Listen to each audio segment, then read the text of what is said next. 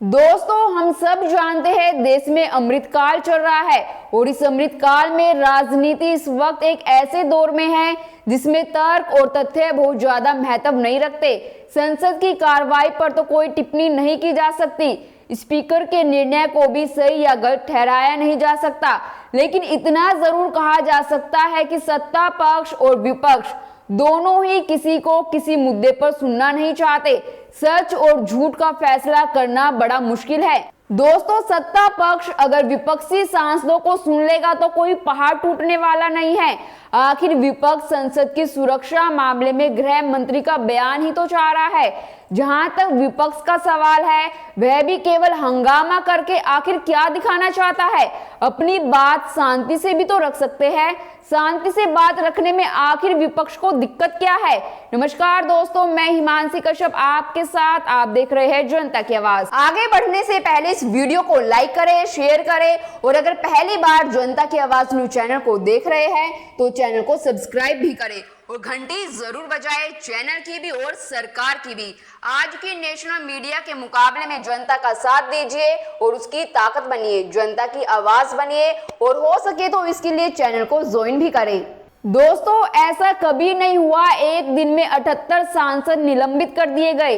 लोकसभा के 33 और 45 सदस्य राज्यसभा के, इनमें से लोकसभा के 30 और राज्यसभा के 34 सांसद तो ऐसे हैं जिन्हें पूरे सत्र के लिए निलंबित किया गया है। यही नहीं, इस सत्र में इसके पहले लोकसभा के 13 तथा राज्यसभा का 1 सदस्य को निलंबित किया जा चुका है। कुल मिलाकर इस सत्र में 143 सांसदों को लोकसभा और राज्यसभा से सस्पेंड कर दिया गया है। विपक्ष का कहना है कि सत्ता पक्ष लोकतंत्र का दमन करने पर तुला हुआ है, जबकि लोकसभा स्पीकर और राज्यसभा के सभापति का कहना है जिस मुद्दे पर हंगामा किया जा रहा है वह जांच का विषय है, हंगामे का नहीं। संसद की सुरक्षा तोड़कर 6 लोगों ने जो स्मोक बम फोड़े थे, हंगामा इसी बात पर किया जा रहा है। दोस्तों, जब स्पीकर कह रहे हैं कि सुरक्षा मामले की उच्च स्तरीय जांच की जा रही है और लोकतंत्र सचिवालय की मॉनिटरिंग में ही सब कुछ हो रहा है, तो जांच हो जाने दीजिए। जांच का परिणाम आ जाए और फिर आपको लगे कि इसमें सच छिपाया जा रहा है तो उसके बाद हंगामा कर लीजिए या जांच के खिलाफ आंदोलन कर लीजिए। कम से कम संसद की कार्रवाई तो चलने दीजिए शांति से। ऐसा तो संभव है पर होगा नहीं। दोस्तों, समझ नहीं आता यह अनुशासन पर्व है या तानाशाही।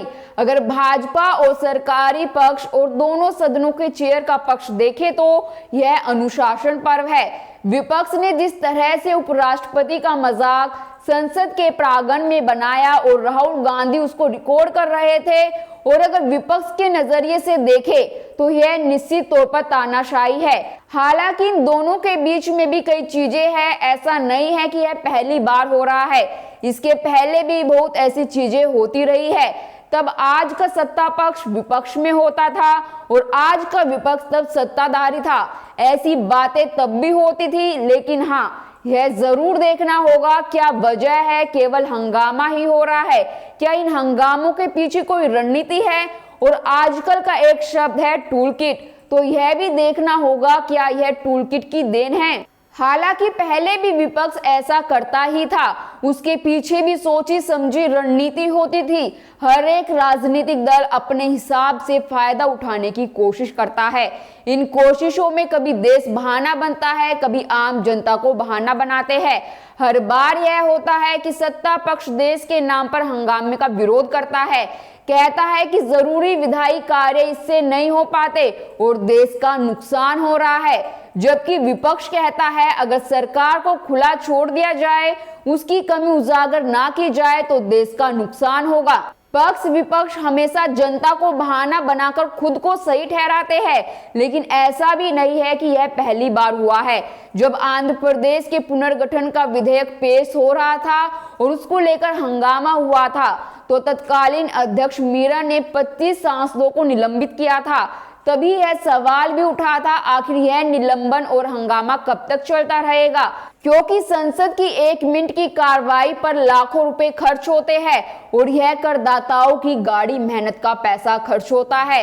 तभी यह तय हुआ था कि सांसद कागज नहीं फेंकेंगे, तख्तियां लेकर नहीं आएंगे और वेल में नहीं आएंगे।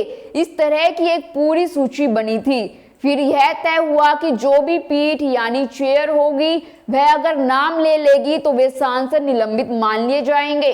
और अब अभी का मामला देखिए, जब गृह मंत्री ने कह दिया कि 20 दिनों के लिए जो कमेटी लोकसभा स्पीकर ने बनाई है ताकि संसद में घुसपैठ की पूरी जांच हो सके और उसकी रिपोर्ट आने के बाद वे बात करेंगे, तो विपक्ष को भी कम से कम इतने दिनों का धैर्य रखना चाहिए था। रिपोर्ट आने के बाद अगर उनको खामी लगती, किसी को बचाने की बात लगती तो वे विरोध करते, तब हंगामा करते। विपक्ष का अधिकार हंगामा करना है, लेकिन उसको इस मामले में संयत रखना चाहिए था। जहां तक विपक्षी सांसदों के निलंबन की बात है, तो एक संकेत तो यह जा रहा है कि सत्ता पक्ष विपक्ष की बात सुनना नहीं चाहता। हालांकि सरकार के पास उसके तर्क में भी जिस तरह टीएमसी सांसद ने राज्यसभा के सभापति की मिमिक्री की और राहुल गांधी उसका वीडियो बना रहे थे, वह तो सरकारी दावों की ही पुष्टि करता है कि विपक्षी सांसदों का कंडक्ट ठीक नहीं है। साथ ही 1989 में जब वीपी सिंह के अगुवाई में विपक्षी सांसदों ने बोफोर्स को लेकर हंगामा किया था तो 63 सांसदों को निलंबित किया गया था। तो सरकारें जिसकी भी हो वे उसी ढंग से काम करती है। बोफोर्स के मामले में तो आज तक कुछ साबित नहीं हो सका कि दलाली ली गई थी, बस एक परसेप्शन बना था। हाँ, तब निलंबन को विपक्ष ने एक मौके के तौर पर इसको लिया था और सभी ने सामूहिक तौर पर इस्तीफा दिया था। अब सवाल यह है, क्या आज का विपक्ष 1989 को दोहरा पाएगा? इसलिए इस मामले में विपक्ष भी पाक साफ नहीं दिखता। दोस्तों, सवाल तो ये भी उठता है, क्या मोदी सरकार विपक्ष के सवालों का सामना संसद में नहीं करना चाहती? दरअसल संसद में विपक्ष जो भी सवाल उठाता है वो एक तरफ से जनता के ही सवाल होते हैं। विपक्ष के सवालों से किनारा करने का मतलब यह भी है कि सरकार उसी जनता के सवालों से कन्नी काट रही है जिस जनता को संसदीय व्यवस्था में सर्वोपरि स्थान संवैधानिक तौर से हासिल है। दोस्तों, चाहे सरकार हो या विपक्ष, दोनों को यह बात नहीं भूलनी चाहिए कि संविधान के तहत संसदीय व्यवस्थाओं में सुप्रीम अथॉरिटी जनता है, देश के नागरिक है। अगर विपक्ष सवाल नहीं पूछेगा, सरकार पर जवाब के लिए दबाव नहीं बनाएगा, तो फिर जनता के सवाल संसद में किस रूप में उठाए जाएंगे? जनता के सवालों के जवाब कहां, किससे मिलेंगे? अपने आप में ये बेहद गंभीर सवाल है। आपकी इस पर क्या राय है, हमें कमेंट कर जरूर बताएं और बाकी खबरों के लिए देखते रहिए जनता की आवाज।